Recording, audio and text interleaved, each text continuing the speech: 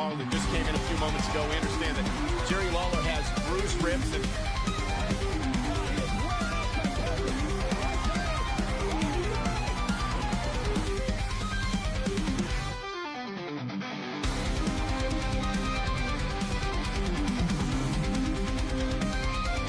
King Long that just came in a few moments ago. We understand that Jerry Lawler has bruised ribs and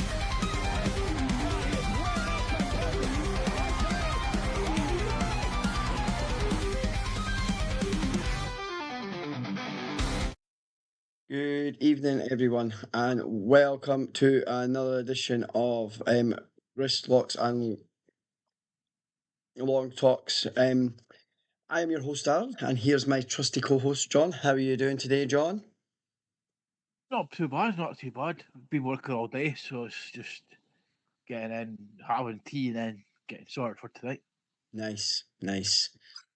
So, what do we think of this week so far, of the ongoings of Raw, NXT, SmackDown, and Palooza before we go ahead? So I thought the go home show at Raw wasn't built as much. Mm-hmm. And then obviously you got NXT, which was fantastic as always. And then I think this is starting to become the A show for me, which is SmackDown. Yes, I see why. I totally get that. So let's just kick right on with Monday Night's Raw. The show opens with a John Cena promotion. You know what? My mind's went blank. I knew that was going to happen. I remember it showed you bits of like they showed you like this how it came to be about with John Cena and Lesnar. So yeah, basically he fed off the energy because he's in his hometown, he's in Massachusetts and everything else. He fired off a promo which was directed at Lesnar to hype up the match at Palooza last night. He admitted he'd feared him and that he could very well fail, but exclaimed that he will never back down or quit from a fight. And he is the one that founded Suplex City and is still standing. He warned Lesnar before wrapping up his promo up to be delighted with the WWE universe. So it was his hometown. He got the crowd. He got the oh, fucking hell, the feel with them and stuff. And it was a promo that I know he wasn't on Friday Night SmackDown, so that's why it's done, and why obviously Lesnar isn't there either because he was on SmackDown on Friday night. I felt it lacked something for the promo, and I get that it's his hometown, and I get what he was trying to say and everything else, but I felt because there was no interaction between the two of them, if you know what I mean. I felt if he was there, it might have worked a little bit better and stuff like that. So then we move on to Lyra Valkyria versus Roxanne Perez, and Lyra Valkyria won this match. You know what? She was missing something in her entrance this week, by the way. Say that again, mate. She did. I'm saying she was lacking. She was lacking something in her entrance this week. Oh, her wings, yes. Yes. Yeah, it doesn't need them, but it does build for the entrance itself. It makes it more enjoyable with the wings. Yes, 100% it does. So obviously there was interference in this match as well, obviously. Like there always is. Yeah, because it's the Judgment Day. They can't seem to try and do anything properly without there being an interference, some shape or form or another, if you know what I mean. Which I thought was obviously she won, and then obviously after that the rest, like, they attacked her. And then obviously you seen Bailey made her return and she cleared the ring of the heels. And then she started going around. Now, I know I've seen the clips and the different vignettes of it, and you see her, she's going around, she's hugging everybody, and she even hugged Michael Bloody Cole. And I'm thinking, Yeah. okay, where are we going here in my brain? I'm thinking, okay. But remember when she was in NXT, I thought it incorporated similar persona to when she was in NXT as well, of Yeah. when she had the huggable bodies and stuff like that. Do you think this is maybe like portraying, showing that like how a person that's got not mental health issues, but you know what I mean, like Yeah, person no, I that's got totally get that. Um, in their head, like one half's been devil and then the other half's been angel, and yes, I totally get that. Obviously, after all that, there was a backstage confrontation between Stephanie Vaquer and the Kabuki Warriors, which ended up with Asuka volunteering Kairi Sane to fight her in a match later on in the evening. yeah. Did it after that? Didn't Lyra not go to the backstage and Something hear happened. Bailey I don't talk? know if it was there or that, but she went to where Bailey's dressing room Locker room. was, Yeah. and she went in, and Bailey was there, and they were chatting. They had a chat, but that's where you're talking about this split personality, because it was like she was out there hugging everyone, and then whatever Lyra said to her, she just fucking vented and went off on one. So Yeah. it's clear to see with this new character work that's going on for her that Bailey is totally invested in it as well, if you know what I mean, Yeah. and Yeah. stuff like that. So which is good to see. Yeah, I'm liking the start of this. We'll see where it's going to go. Oh yeah, 100%, mate. I know they've teased different vignettes and the fact that we've started to now get to see it on Raw Yeah. itself, which is great. So we had, was this in this match? No, it wasn't. It was Penta versus Kofi Kingston. It was the next match. Penta won, didn't he? Penta did win this match, mate. Yes. Like I'm kind of in two minds about this new day and big G. Yes. But when we come to the NXT side of things as well, because I think that shows where it's going to go as well. Yeah, 100%, But mate. I agree. I'm loving how Penta can go on 1 week, win 1 week, then take the loss, and then win, and then but there's a pattern there, and it's Mate, good to see. it still shows how big a star he is and how he is willing to put over talent as well. To like, not that the New Day need it, but you know what I mean. Like, for him to be able to do that, showcase it for them, I think is great as well. I think the problem for me with this match was there was too much of it took place, like, because no, when it happened, there was a break, so too much of it had some stuff had already happened before the break. So when it comes back from that, I know we'll have to have these things, but I feel I'm going to be saying this again and later on. But it's just some of it we didn't see, but then you come back and you're like, oh, well, that's where we are. And obviously, after this match, there was another backstage confrontation. Well, not confrontation. Jimmy Uso took it section to his brother Jay, telling him he could not team with LA Knight against Bronson Reed and Braun Breaker later tonight.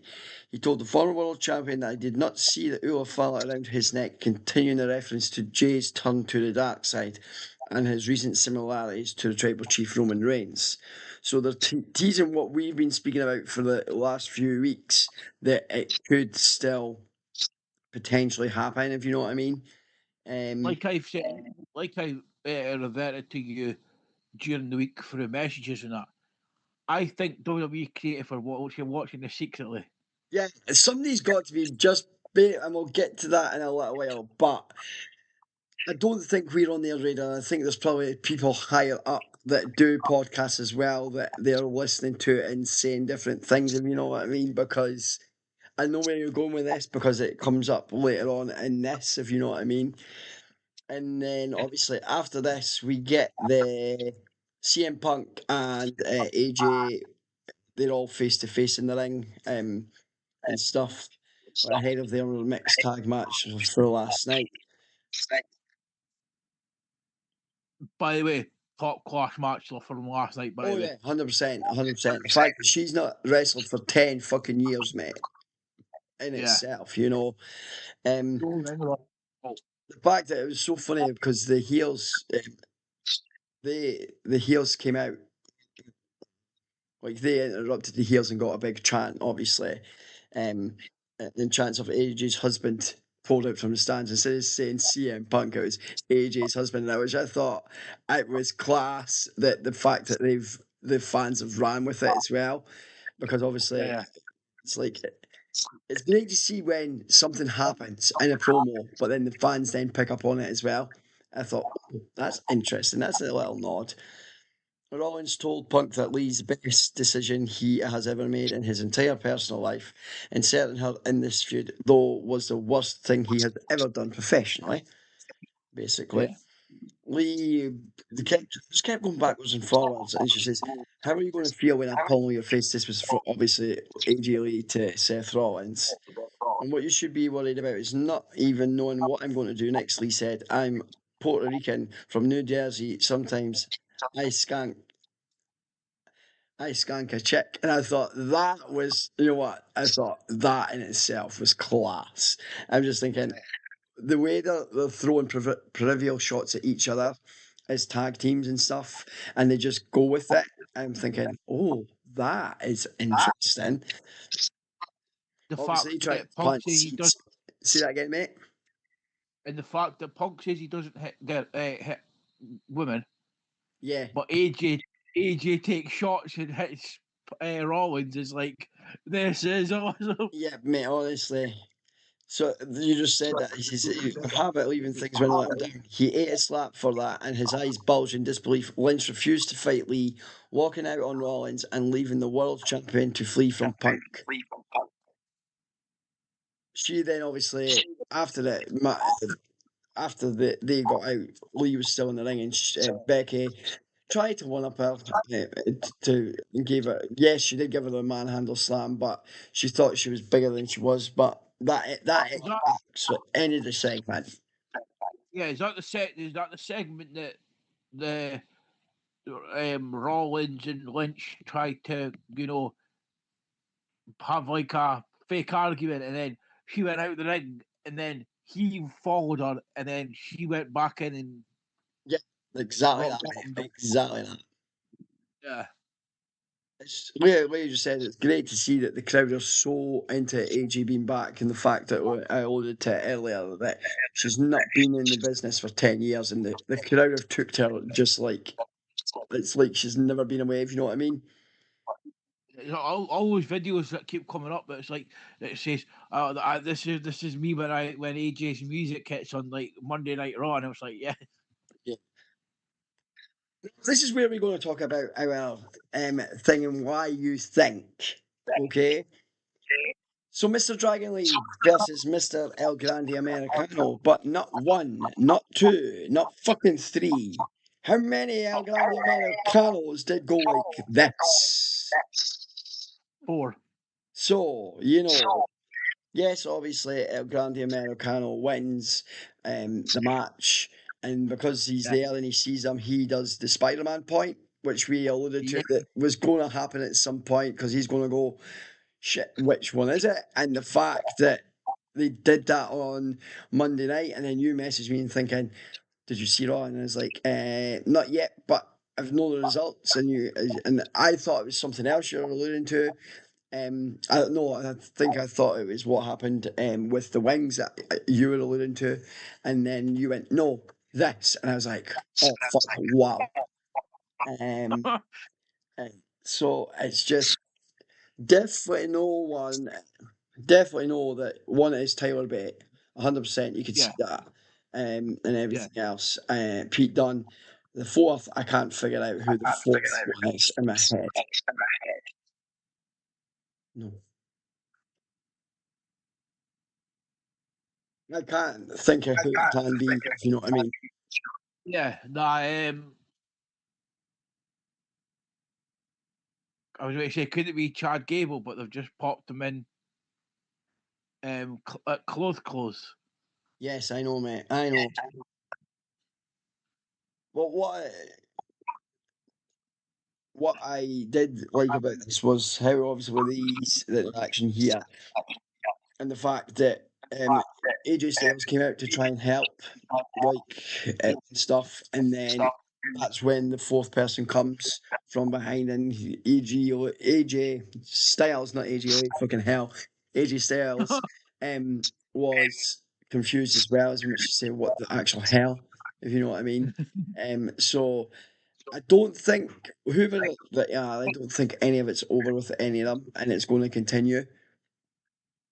I just don't see where we go with it, if you know what I mean. Like, I do see eventually it's going to happen and they're going to unveil them all, but I think they're going to build and wait for a bigger thing for that, if you know what I mean. Could the fourth one be somebody actually from AAA? Well, we never thought of that, mate.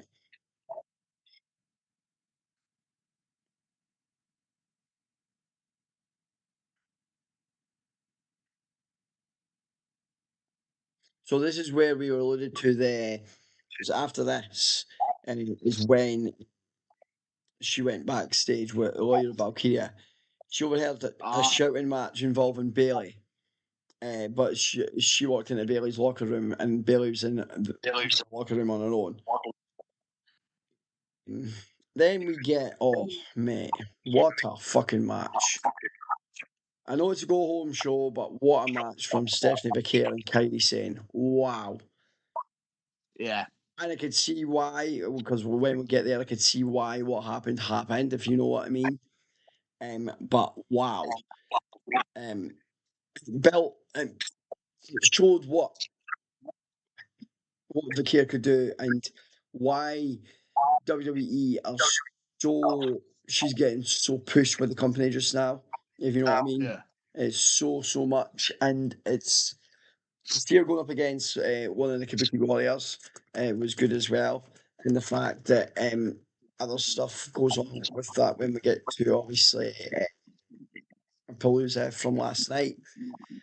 But like you, I, because it was a go home show before, it didn't for me with the promos. Some stuff worked for what they were building to for last night, but other things because there was other people that weren't there, I didn't think it worked well. If you know what I mean.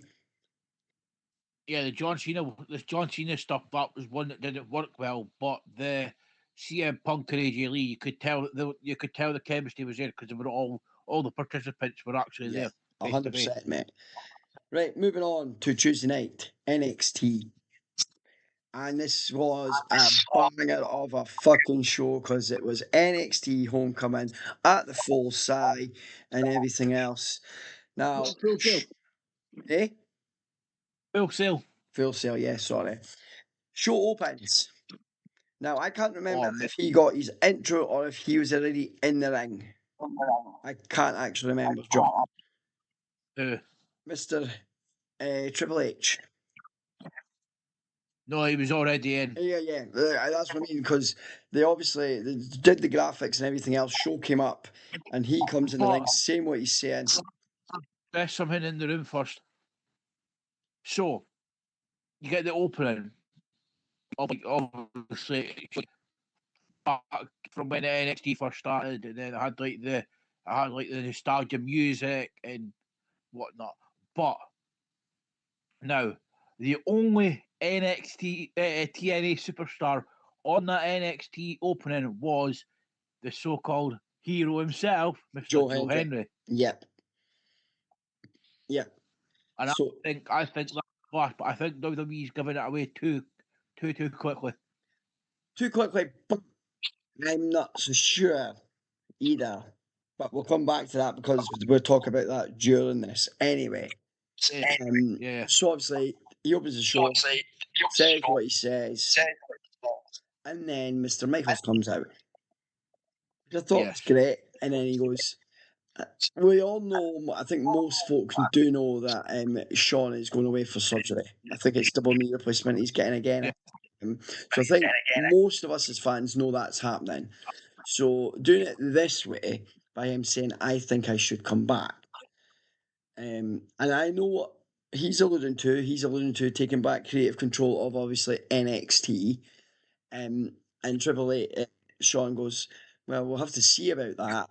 Then Mr. Regal comes and says, there's only one way to settle this, gentlemen. But the crowd beat him to it.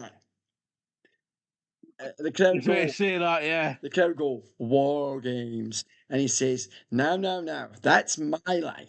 He says, now take that out and make sure you don't do that. Don't do that again. And take that out the edit. And then he does his Regal War Games. So here is what I am thinking. Now, could we get, and Ollie mentioned this when we were chatting earlier, could we get NXT, WWE, Raw, and SmackDown all have a team each, right? And all three of them be in War Games? Or could we get what I said to you about, John, is we get, and we spoke about it before, we get Triple H NXT guys. So guys like Finn, Kev, can't get Small Joe because he's NXT Black and Gold. Black and Gold. And Yeah, then NXT Black and Gold. NXT Black and Gold guys. Obviously yeah. Triple H will be in the corner, and we'll have a now NXT Shawn Michaels guys in a match, in a War Games match. But they two, both of them will be there. And whoever wins this match effectively would then have control of NXT, basically, if that makes sense. What would make it even more interesting is, right, obviously they've got the Black and Gold guys, but they use Triple H picks and nominates a Black and Gold guy from TNA. Yeah. And Shawn Michaels nominates a guy that would fit in NXT from TNA. Yeah. No, I think it was a good way to open because obviously it is a homecoming show for them. They're back where NXT first started and everything else. And it kind of it sets up the rest of the night for the way it all falls into play because some matches and some segments you got on this, you just were not expecting, if you know what I mean. Yeah. So then you get the first match on the card for the evening was Charlotte Flair, and Alexa Bliss for the tag titles versus Izzy Dame and Tatum Paxley. This was class. Take it away, mate. Obviously, Flair and Bliss retained. Yeah, it was good to see Charlotte and Alexa getting the crowd ovation of Dave, welcome back, thank you, and then watching because we've obviously watched Black and Gold, then we've watched it transpire to 2.0, and then we've watched it transpire to now. It's just growing, and I think that Izzy Dame and Peter Parks have been in the ring with such high class talent. Will just make them even better than they already are, and I think they've even learned. A couple of things that they've not yet got under their belt. Yeah, no, totally. I totally get that, buddy. And you know what? It's still great to see the chemistry between these two, like obviously Charlotte and Alexa, if you know what I mean, and stuff. It's just so good. And you know what? I didn't think they would gel as a team, but you could see it is working. And as you say, with Izzy Damon, we talk about them each week we're on. With them fighting against A2 and getting them to get the welcome back, because yes, they came from NXT Black and Gold edition and stuff. Yeah. To see them working alongside the girls that are in the current version, again, it's only going to make them get better. And potentially they've taken something from, like, obviously Charlotte and that when they fought them as well. Yeah. Match number 2, DIY. versus Trick Williams and Carmel Hayes. Oh, it was so good to see Carmelo Hayes and Trick Williams back as a team. Yeah. And DIY again. There is no denying that DIY are one of the best caliber teams that have been put together from Black and Gold. Oh, 100%. And yeah, it was just good to hear Rebel Heart. Yes. And it was also good to hear Black Attack. Was it Black Attack or was it Black Heart? Can't remember, but yeah, I know what you mean. Yeah. It was No One Will Survive. That's it. So, yeah, you're right.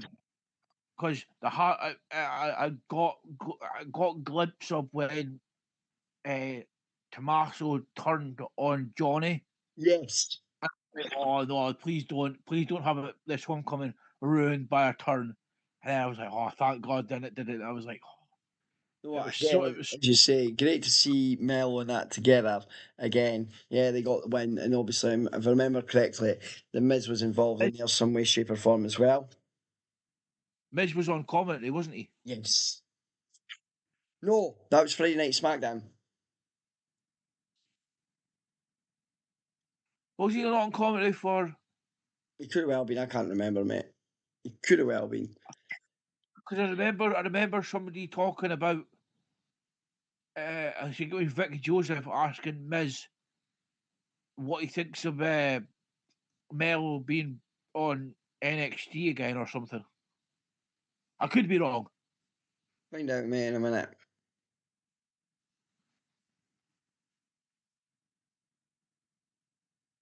I'm just looking to see.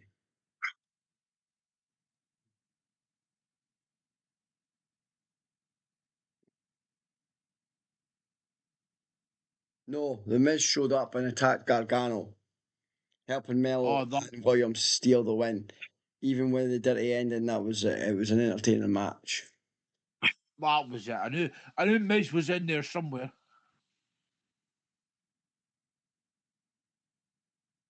No, I think it was Friday Night SmackDown they talked about it actually. Yeah, yes.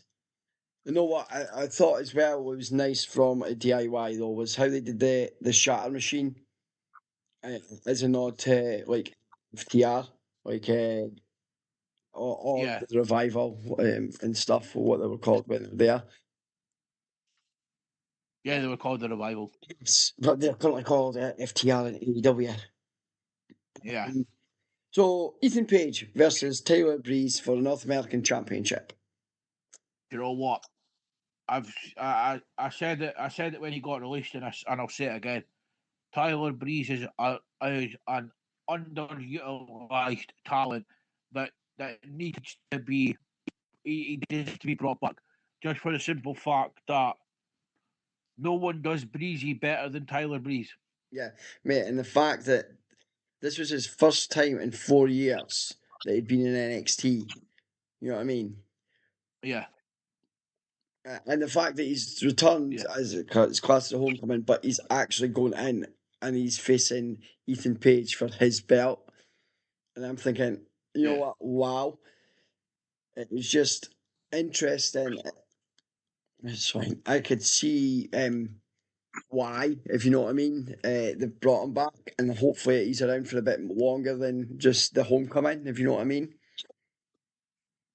Yeah, because he was dropping hints on up, down, down when he was on with doing the GM modes, and when I seen some in the other week, before he returned, and he dropped an Easter egg there.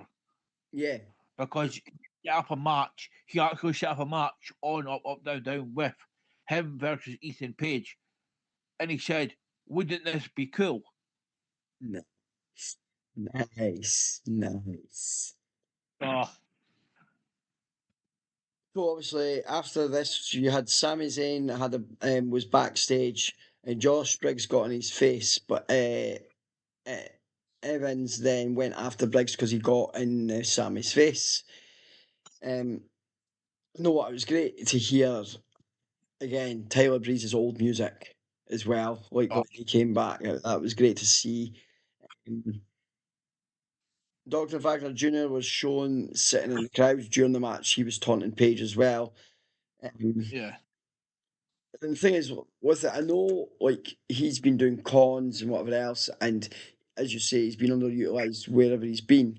But mate, as I say, he's not wrestled with WWE for 4 years or NXT for that. But he's not wrestled much of late. But you wouldn't know that Tyler Breeze hasn't been out the ring for any length of time because mate, it just looked like it was like he's part of the roster, if you know what I mean. It didn't look like he'd been away or anything like that and stuff. It Yeah. looked like he was still engaging and whatever else. And I'm thinking to myself, yeah, he's been away for this length of time and he's not actually had that many matches. And it just looked like how it felt. He fell back right into it naturally, if you know what I mean. Yeah. Yeah.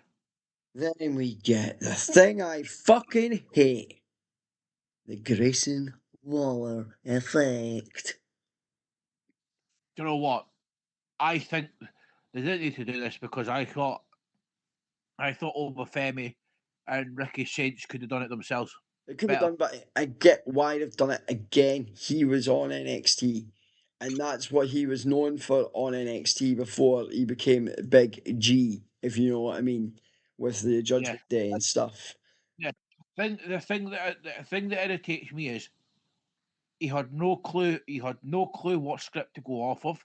He didn't have the right questions.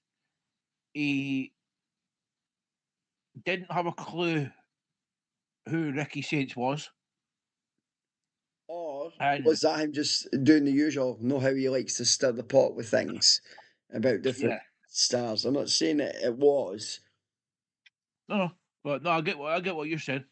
Could it be because you know naturally when he does these things, he likes to stir it up and stuff like that.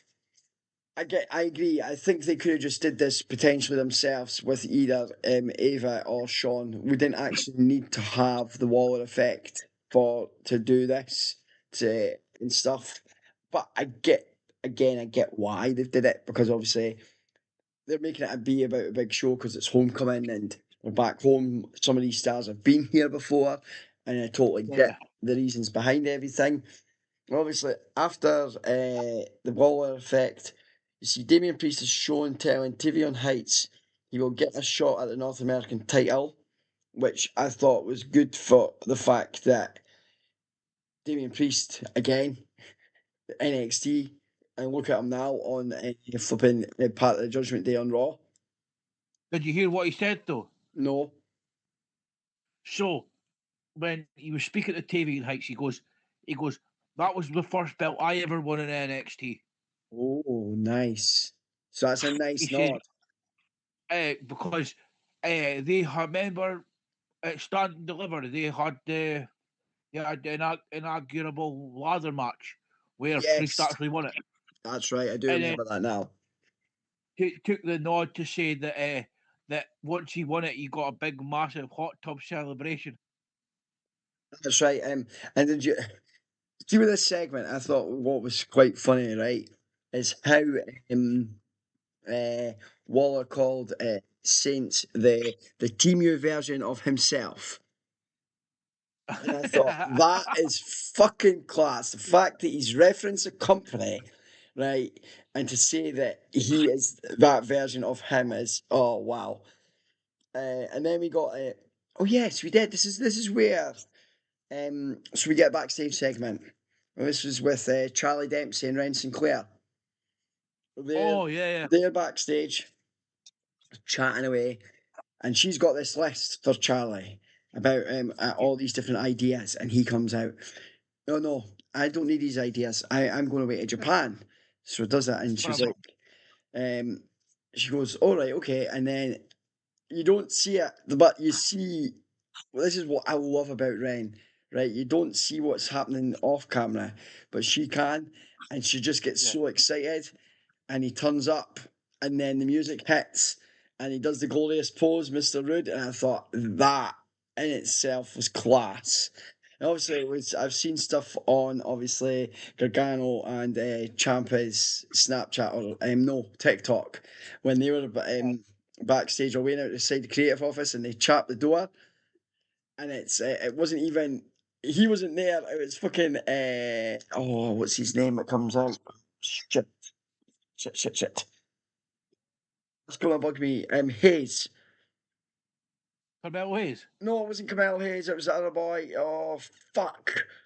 It's going to really annoy me. He's been around for years. He used to wrestle. He's now heavily involved with creative. Oh, Mike, eh?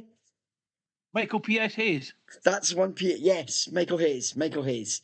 So they're waiting to do the video and hoping that he comes, and they get the massive smile that he does, and then he eventually comes, and they're waiting, and he does it, and they're like, yes. And so he's like, please, not this.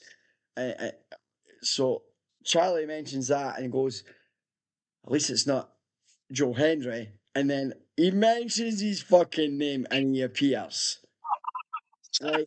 And then this is where we'll have the interaction with Bobby Roode and him shaking his hand, wishing him well, saying, look, yes, I had that TNA title that you once had, and the way it's looking from what he said, now you're here in NXT, and I know we opened and spoke about that.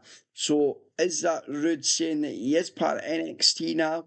Because obviously, or what I don't know, John, because he turned up on TNA.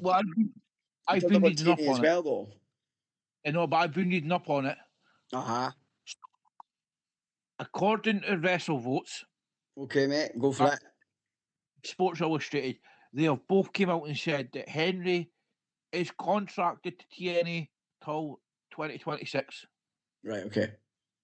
Contract is up either December or January, Right, one okay. of the 2 dates. And the plan is expected that he signs with NXT full time in 2026. Okay, fair enough. Fair enough. Which I thought, no, what, as I say, with these go home bets, and the fact we know, obviously, Bobby Roode is heavily involved in the behind the scenes as a producer for either NXT, SmackDown, and Raw, if you know what I mean. So even just because we know he's behind the scenes doing stuff like that, it was good to actually get to see him on camera again because we've not seen him for a while. And it's good to also hear about Pete Dunne. Congratulations to Pete Dunne as well for becoming a producer on NXT and a producer for AAA as well. Yes, 100%. Because yes, totally 100%. His last match was 4 months ago, I believe. 4 months ago, I think it's because I don't think he can. He could take a bump, but I don't think he can actually, if you know what I mean, fight much more. That's why he's producing, and that's why I definitely think, looking at it in the build, that's why I definitely think he's one of the El Grande Americano guys. It's sad that it's come to that, but I know, it's great that he's not just being told, "There's your papers, go." No, Who you want to be? remember what happened with Jason Jordan, mate? Like, because he was meant to be the next big thing with Kurt Angle and stuff, and then with Chad Gable, and then he had that injury, and he can't go. Whereas now he's behind the scenes, and you because. Mate, there's many times I've been watching either Raw or SmackDown, and because he's there producing, and he comes out, and it's like the guys that you know that used to be wrestlers, right, for the company, are now actually like backstage producers, whatever. So you've got like obviously Hurricane's a producer, Jamie Noble, Jason Jordan, Davari, I think, is still producing for WWE and stuff. Still on the, you know what I mean? Guys like these guys that have been around and had their careers and stuff, and whether they've went out because of injury or whatever, they've then. The fact, I know we're going to allude to this, but when we come to Palooza, but it always makes me happy to see that WWE hasn't just chucked Big E under the bus as well. Yeah, mate, I love his analysis on the post shows. Love his analysis, mate. Of his 5 count. Yeah, mate, 100%. I love it. It's great. So we get on to the main event of the evening, which is Fatal Influence versus Rhea Ripley versus Roxanne Perez versus Lyra Valkyria. Mate, what a fucking match. Yeah. But the triple devil's kiss. How That.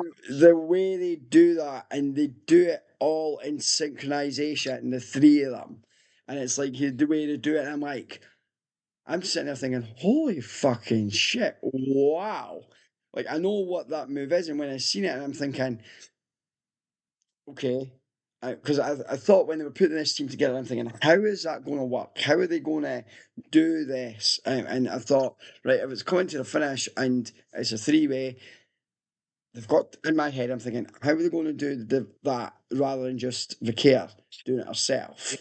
You know what I mean? And I thought, wow, to end it like that and everything else, and oh mate, it was just again, I'm happy the old guard won, and I.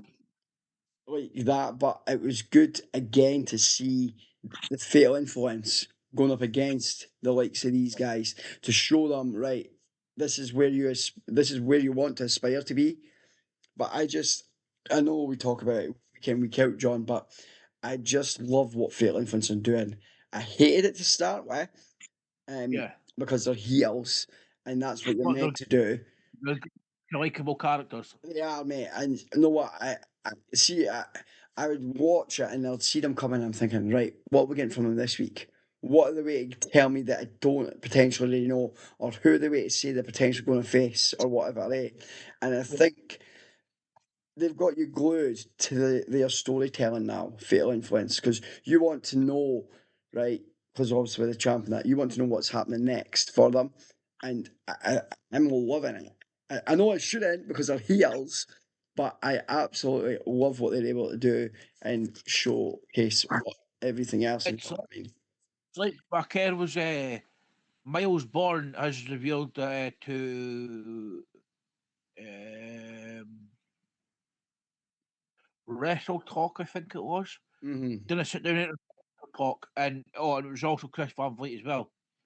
They both asked how he feels about Booker T calling Stephanie Vickers moves, and he says that as long as Vickers happy and comfortable with Booker saying all the right things, then he's comfortable with it. Yeah, no, So, 100%, mate.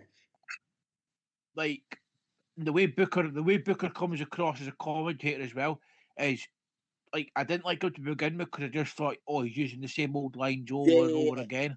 but I think it's But as much as he's growing into it, he's getting better and he's illuminating. And because he's got Michael Cole by his side, who's been there for what 30 odd years of commentating. I mean, it's absolutely insane. the fact that he's like he's there and it's like you just say the way he says like shucky ducky and different things. See to start with, I Yeah, thought, oh, I'm not sure. But see, as you say, some of the stuff that he does with Stephanie McCare and others, right? See when he's doing his commentary, he's doing it behind the story of what's going on in the ring, and the fact that he's able to portray that through his commentary as well. And the way, mate, it was even his reaction to that Triple Devil's kiss. Like I've seen a clip, right? It's a split screen. You see that happening, and you see him on commentary, and him sitting there going, I don't think he could get the words out to describe what he's trying to describe, what's going on in the ring, and obviously they do a triple kiss to carry on, and then Lola Vice comes and helps, and Rhea Ripley gets the win with a riptide for the team, if you know what I mean. So yeah. I didn't expect that interaction with Lola Vice as well, because obviously, What what you just alluded to as well, we would never see that in the Vince McMahon era. Like no, we would never see like a replay at the top and then the commentator's reaction. Like that would never be a thing. no, But exactly, the mate. I way know, they're doing and it just it is shows the fact that, like, because I can't even remember if it was WWE or it was somebody else. I can't remember where I've seen it, but I'm just looking at it thinking, wow.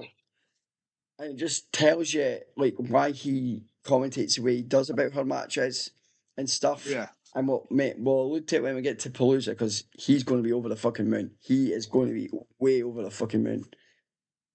All in all, I thought again, very, very good show for the NXT, and it has, yes, it was Homecoming, but in within the matches, who they fought against, and all the different backstage segments that we had, there was some stuff in there that is built for NXT No Mercy as well.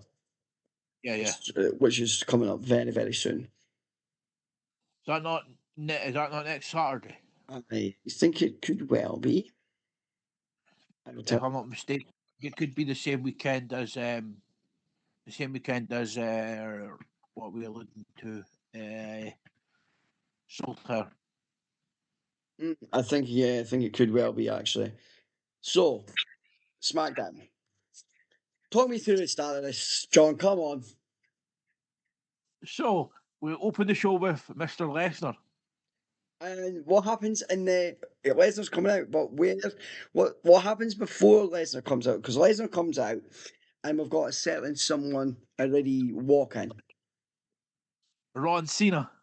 No. Oh. So the show opens, and the way it looked to me was the way it opened. Right, he comes out, but it's like It's like he's coming in, and it's like Michael Cole's walking to go back, but then he then picks him up, take him back to the ring. Oh right, yeah. So, oh no, yeah, we opened with Wade. Was it Wade? Wade Barrett. I can't remember. No, it was Corey Graves. It was Corey Graves. No, it was Corey Corey Graves on commentary because Michael Cole was out up the ramp. They welcome us to SmackDown to begin with. And then Michael Cole takes his headset off, and Corey Graves tells us that he's going in the ring he's meant to go into the ring to interview Brock. Lesnar. And then he goes round, and Brock comes down, but Michael Cole's going up, and he's like, "What are you doing, Brock? We're doing this in the back." And you pick him up, puts him in the ring, and then he's holding him for fucking a bit. Yeah, basically holds him in the corner, and then Corey, out of nowhere. Yeah, mate. See, I've never seen a guy move so fucking fast, right, in my life. I'm going to give Corey Graves absolute 110% respect for this. Yep. Like, we know what he's been through. He's been through neck surgery. Yep. So that's why he can't wrestle anymore. That's why he can't wrestle, mate. But I'm assuming he must have been cleared either some time ago or whatever, because the fact the way he's holding him and Corey's like, no, and he picks him up. F5's Corey Graves, and I'm like thinking, wait a fucking minute, he's had this, and this. Shows that he's obviously been cleared, and like we spoke about earlier, mate, he took the bump so fucking well, right? Yeah. But then after that, Lesnar goes out the ring, kicks shit out of the Prime thing, gives Corey another F5, and then tells Cena, "I'll see you Saturday." And I'm thinking, but did he not say, "I'll see you Saturday, Cena, but I'm coming for blood"? Yes, and I'm thinking to myself, okay, I know the Cena one I complained about, but the way this was portrayed was that you're going to get the usual, an interview with Cole asking him about the thoughts of it leading up to that. And I'm like, okay, different way to start this show for a change rather than getting infighting. And it tells the story for what happens, obviously, at Saturday night on Palooza. So before we go any further, right, with SmackDown open, I seen that because I stayed up and watched SmackDown. So just after Lesnar hit the prime hydration, I go on Twitter, well X, and I see Logan Paul. Oh no way! A picture of Brock Lesnar destroying the prime stuff, and he goes, "I hope John kicks your lousy ass, because if not, I'm coming for you." And I'm like, yes, please, Brock, murder Logan Paul, please. Nice. And then obviously, so after that segment, we get Charlotte Flair and Alexa Bliss for the titles. See, before that, did we not get to see Brock go backstage and speak to a certain Mr. Heyman? Oh yeah, he went. He didn't. He went backstage because Heyman was there with the Brawns and Yeah. stuff. Heyman was there with them, and he's like, he just look. He takes his cowboy hat off and he just smiles. They don't. I don't think they actually say anything. Yeah, but you'll see why when we allude to Palooza. Yeah. So then, after that, sorry, John, we get Charlotte Flair and Alexa Bliss versus Alba Fire and Chelsea Green for the women's tag titles. Yeah. This is where, obviously, after, because it went to break because of what happened with Cole and everything else, this is when The Miz joins on commentary. Do you know what I think is good? I think I give props to Michael Cole. I know we say this every time, but when something like that happens, like he doesn't let it phase him. He goes out and does his job the same as he would any other day. Yeah, 100%, mate. 100% agree. So yes, the girls retained, obviously. But Charlotte Flair and Alexa Bliss retained in this match. Which again, it's good to see that they're building them still to show what they are, and Yeah. they're showing it again. And it was like I'd seen a clip. It was after it. I think she had the wrong belt or whatever. I don't know if Alexa did, but she gets her belt. And I think it's she. I think Chelsea Green is on the floor where she is, and she rubs the belt in her face, and then Charlotte does the same to the other person, and they go to the left. And I'm thinking, she's like motion to her leg as much as say, I think you've got my belt, but they don't change anything till later, which I thought was class. In fact, that yes, they may have belts, but they've got their whatever way it works, if you know what I mean. Yeah. Then we get Fraxium versus Braun Breaker and Bronson Reed. Aye, because so Fraction came out and just as they were doing their entrance and coming in and they then get attacked by the Bronsons. Yep. And then Nick Aldis comes out and says, whoa, whoa, whoa, I thought we were only coming to take eyes or something, or something like that. And then he announces the tag match is happening now. Yeah, so the way he puts it is if you're going to come and start a fight on my show, you're going to finish the fight on my show, which I thought was a nice, solid way to say we're getting a tag match between the four of them, which is good. Yeah.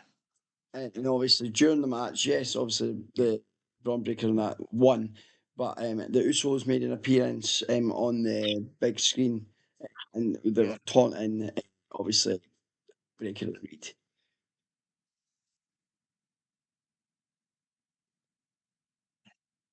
What I love though is Braun Breaker. You know what? He sells everything so fucking well, mate. So fucking well.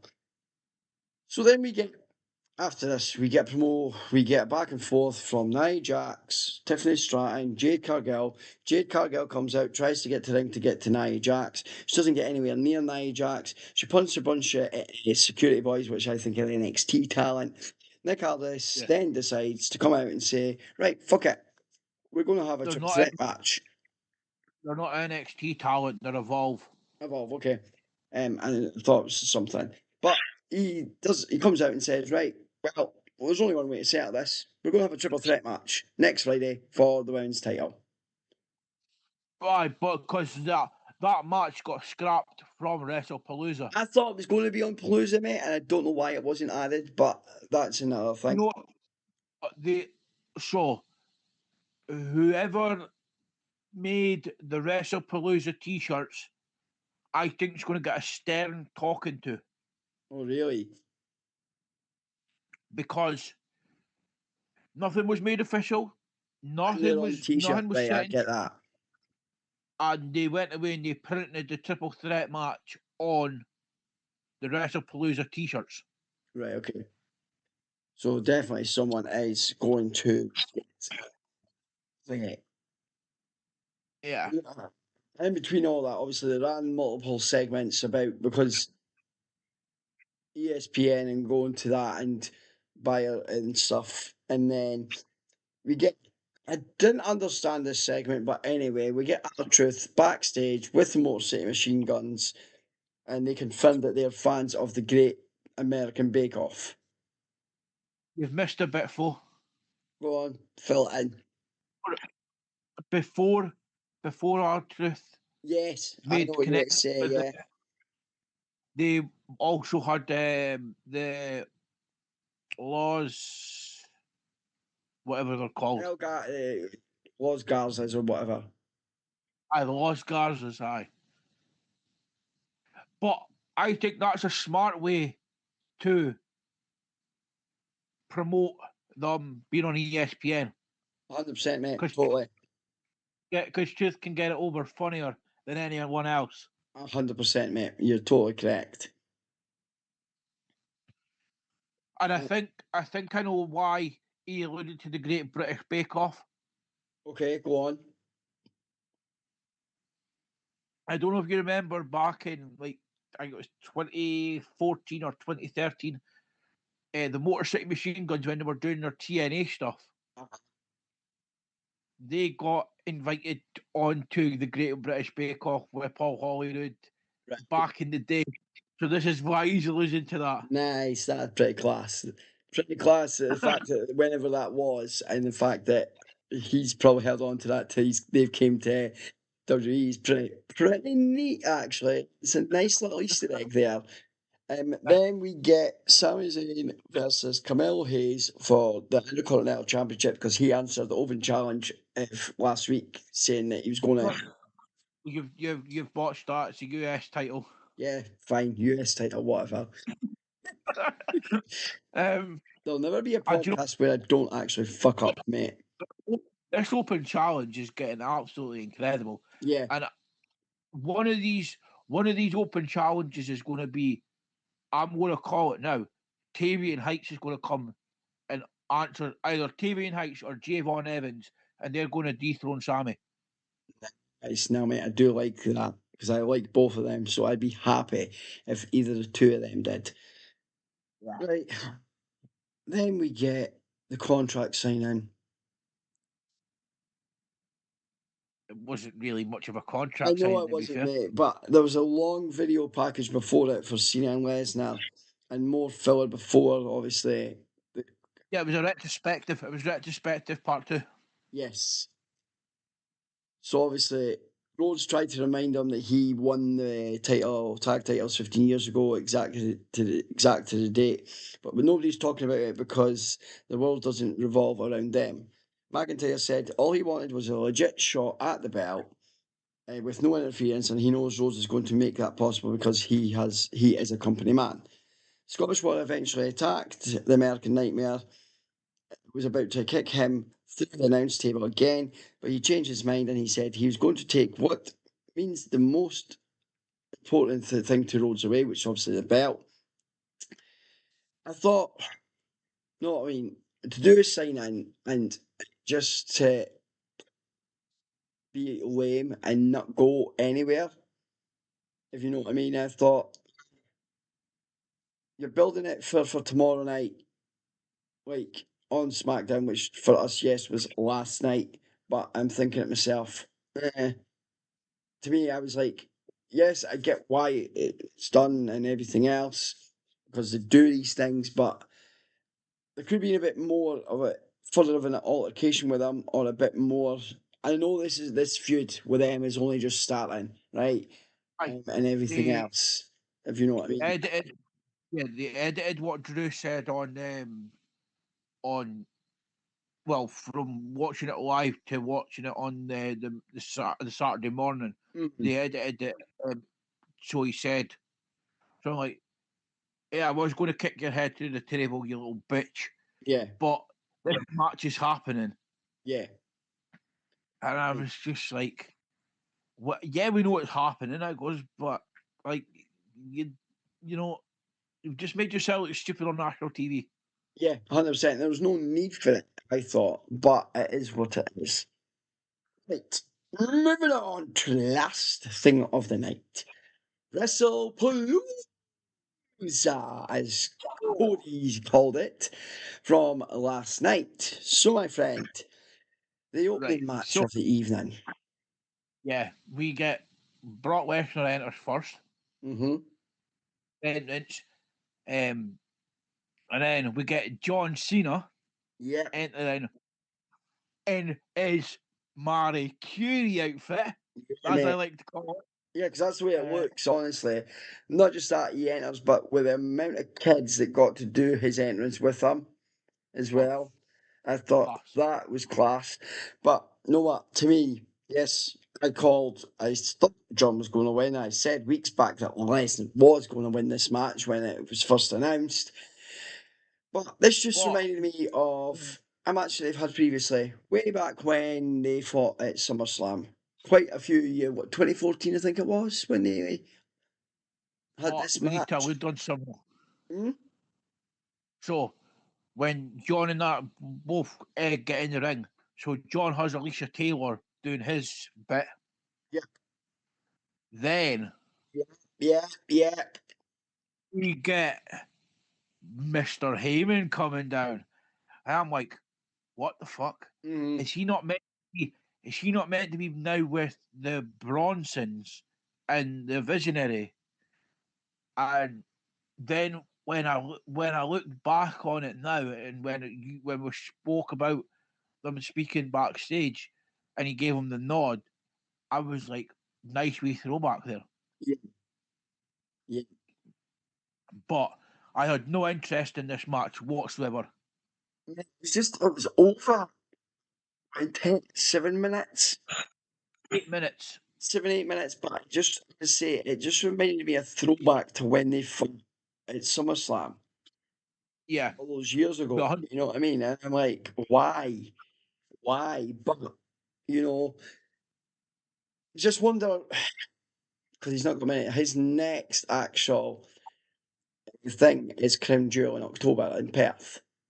That's Cena's next date. I know he's got 5 dates left because Yeah, but that's what they his say next one is yeah, Crown Jewel. I thought the next one was Raw and then it was Crown Jewel. I don't know, mate. It might well be, but I don't think so. I could well be wrong, but anyway.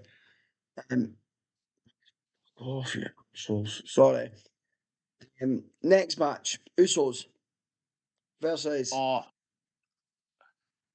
now WWE put so many like adverts. Oh, this is going to be an EFT match, friendly airlines match, and I'm sitting there like, what the fuck's friendly about this match? Like, Mhm. it's a feud.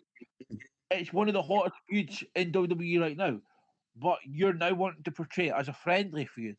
It wasn't a friendly feud though, because if you remember, because there was stuff happened earlier on, and what we thought was going to happen didn't happen because Mr. LA Knight got added as a special guest referee for this match. Yeah. And he alluded to when it was backstage, he was going to call it down the middle and anything went, and he allowed that. And a chair got added into the match, which I don't think any of the stuff that got added needed added. But you could see that with LA Knight being there as a special guest ref, he There was, did do it to the letter of the law. And if you know what I mean.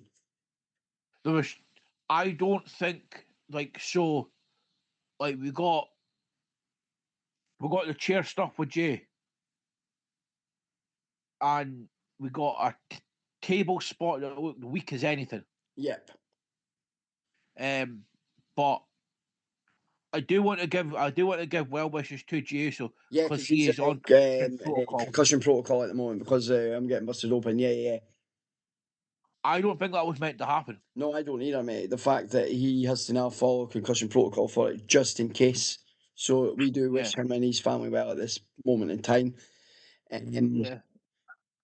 And we I get don't know if you saw. I don't know if you've seen the match yet, no, not fully, mate. I've seen bits and clips.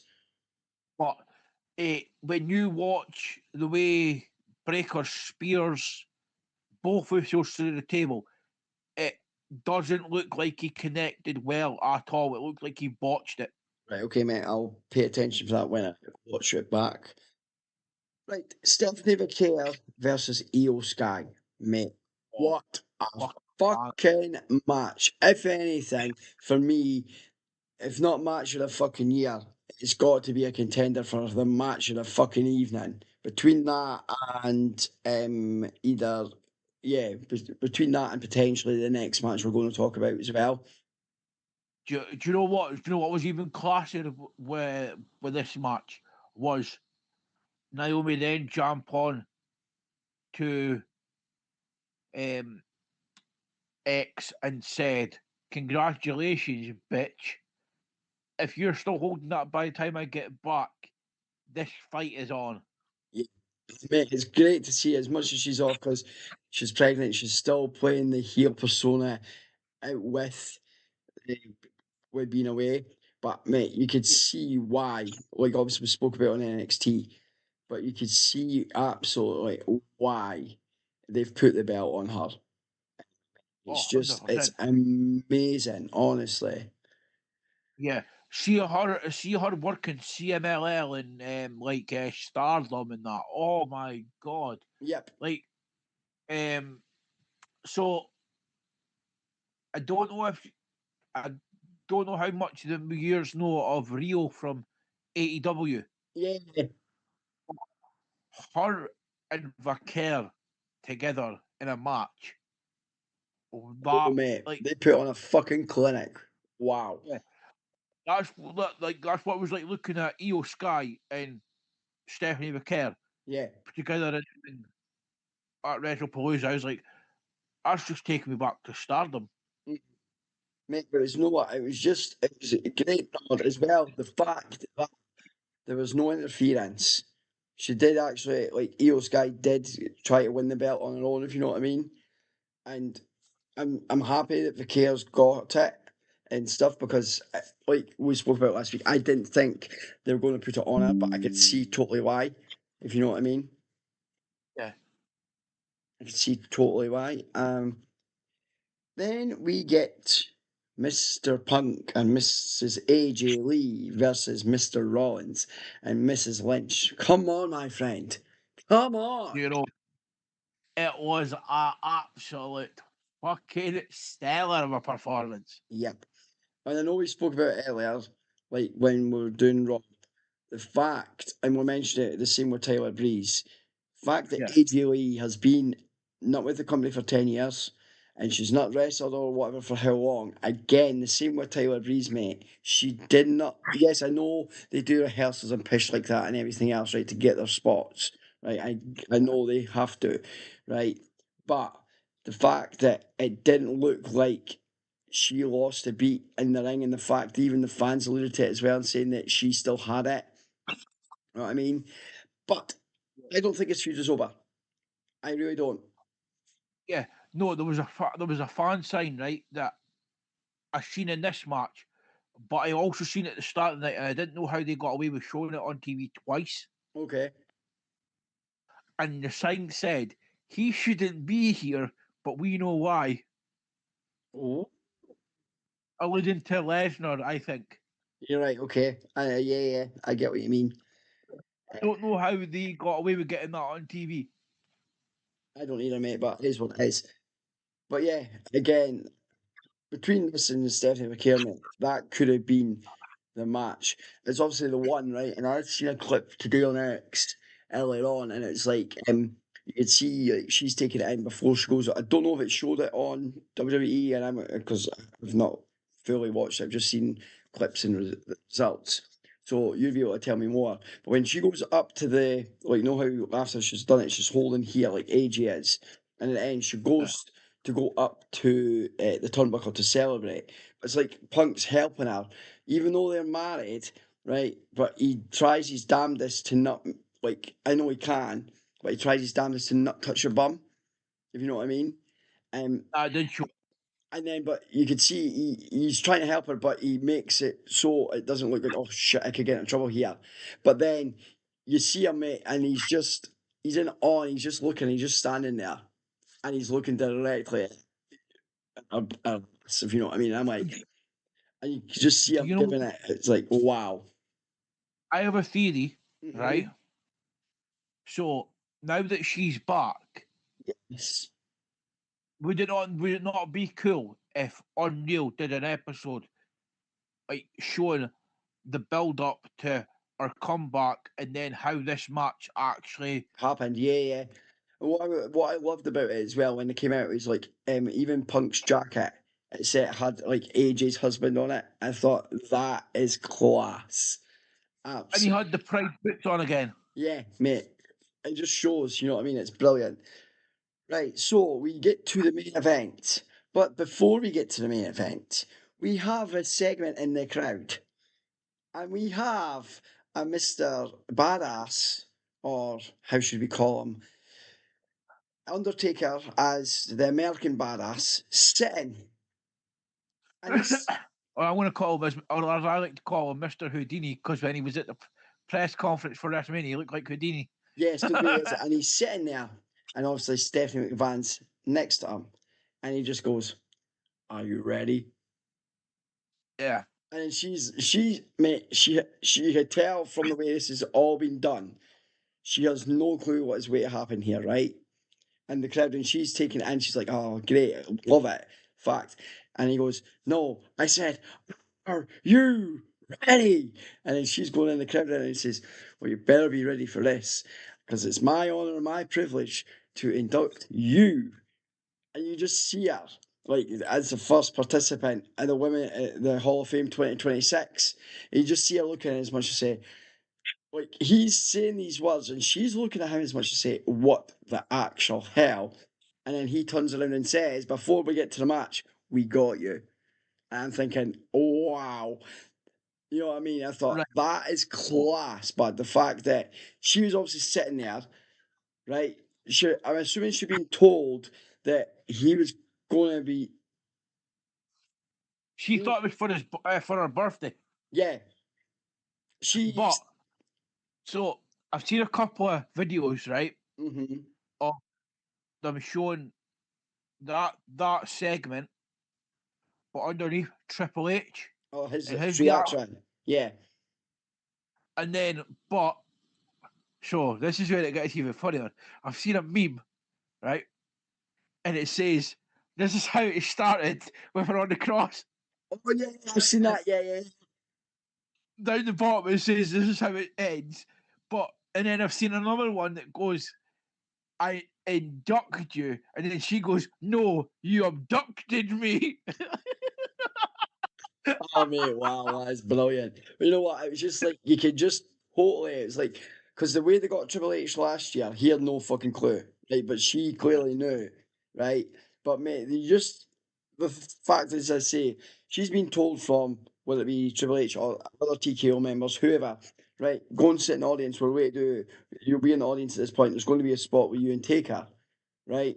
And mate, you can clearly tell when he does that and does it again and then go and starts to say, she's looking at him as much as say, "Wait, what the fuck? No, no way." And then the way he ends it, I'm thinking that is absolutely class because they got Triple H the same way because he had no idea, and then they've got her as well. But I'm Yeah. wondering, is this the earliest that we have ever had an announcement for the Hall of Fame for next year? Because it's not normally. I might be No, wrong, but is it no, not no, it's normally not. about like Rumble time or after, just before the Rumble?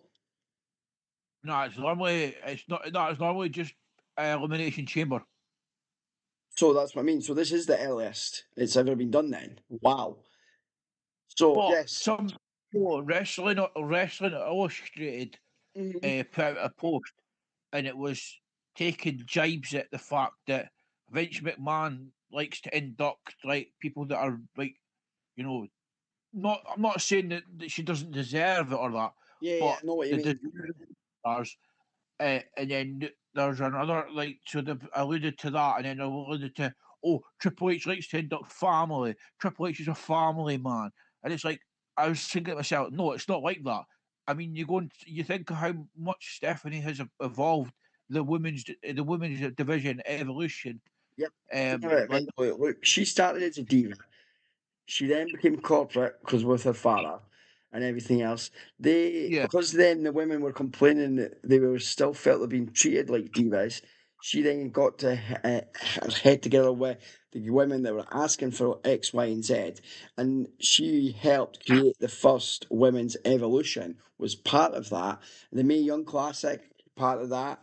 You know what I mean? So for anyone to say that it's because of Triple H, people forget what she's done behind the scenes and whatever else as well, if you know what I mean. So I get why some folk are saying it, but you know what? The thing is, if it wasn't this year, mate, she was going to get inducted at some point, if you know what I mean. But I Oh, think the fact that some people are jumping on it is because it's a year right after her husband, because Triple H was last year and she's now this year. And I think that's why folk are jumping on the bandwagon the way they are. so have It's what it you got is. any quick? Have you got any quick theories of who the next couple have got No, going to be? mate, I can't. Yeah. Well, I do think who will because he's given up, and I do think he will be the headline. And I've said it from the get go. When Cena hangs up his boots, Cena will be announced, but around about Elimination Chamber, he will be in the Hall of Fame. If Like not this I'm year, going to. if not this year, Yeah, I don't. I think he'll be the headline for the Saudi yeah, that's what I mean. If not this year, for 2027, yeah, 100%. because they're going to need somebody big to induct to get more folk invested in going over there. Yeah, mate, I know. I'm Like happy with it as I'm much as everybody else is, but hey ho. Mate, it's yeah, the amount of I'm not. money they fucking paid for Mania, though. It's astronomical the amount of money that the Saudi Yeah. guys paid for that. It's so I Have you seen think. the rumored match card? Hmm? Have you seen the rumored match card? Yes. The I'm going to make you crippled match. Bret Hart versus Yeah, Goldberg. And honestly, mate, it's like you're looking at it like some people come up with the stupidest things ever. But anyway, right, moving on to the main event of the evening. The Mr. American Nightmare, Cody Rhodes versus the Scottish Warrior, Drew McIntyre. Again, John, all on you. So take it away. I know Cody wins. Take it away, my friend.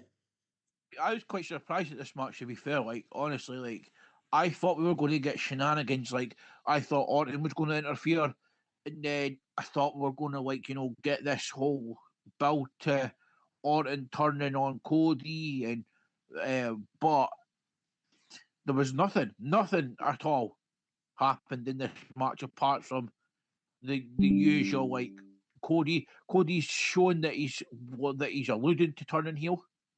But He's still got that little. he still doesn't pull the trigger. And like this is this is obviously where Cody won because we know the results. Obviously, Drew's going to go for the Claymore in the ring, and he goes to run from the ropes. He does the countdown, but then his leg gives way, Yeah. and then Cody super cutters him and wins. He does the cross thing off the top rope and jumps off and Yeah. catches him with So, the crossroad. like with this, I still don't think that this feud has only just started. I could see this continuing and building, and Cody will eventually turn heel, and we'll have that What I'm match. gonna what I'm gonna say about this match is though, because you've just alluded to the knee giving way, the referee is to blame for that spot Right. Okay. because so as we've seen previously, like Cody getting put through the table and stuff. Yep. So Drew was going to do that, but the referee pulled Cody away, sort of thing, and his knee went right into the table. Right. And they allude to it on commentary as well. Like Michael Cole says, "Oh, the referee's to blame for that sort of situation there." So I wonder if we're going to get a storyline that Drew picks on a referee. It's nice. That's nice. I never thought of that, mate.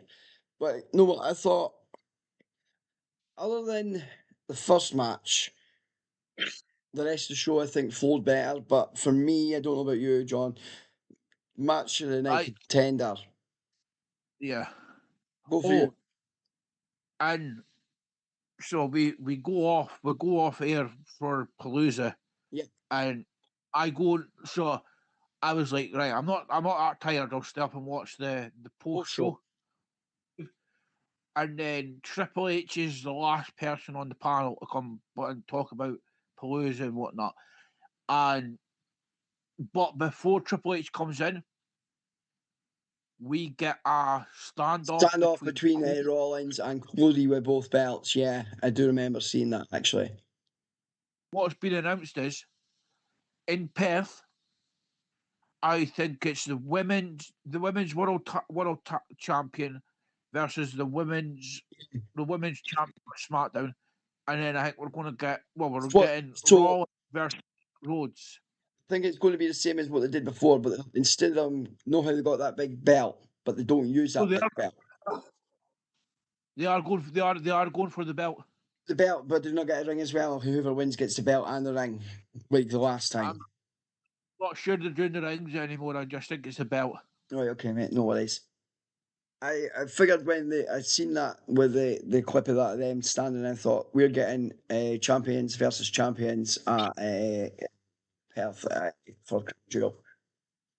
But I'm glad it's happening in Perth and not Saudi this time. Yeah, honestly.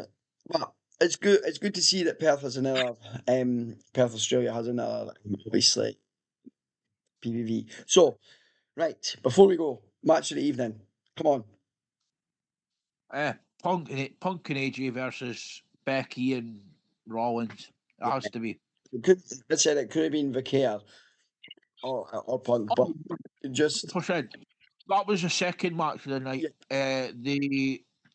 The worst match of the night, Brock versus Cena. Brock versus Cena, 100%, mate. Right. Well, thank you for joining me as always, and we shall be back next Sunday at around about the same time, about 8 p.m. Yeah. Well, thank you for anyone who was around and watching. I know we didn't have many comments this evening, but we will see you next Sunday at 8 p.m. and peace.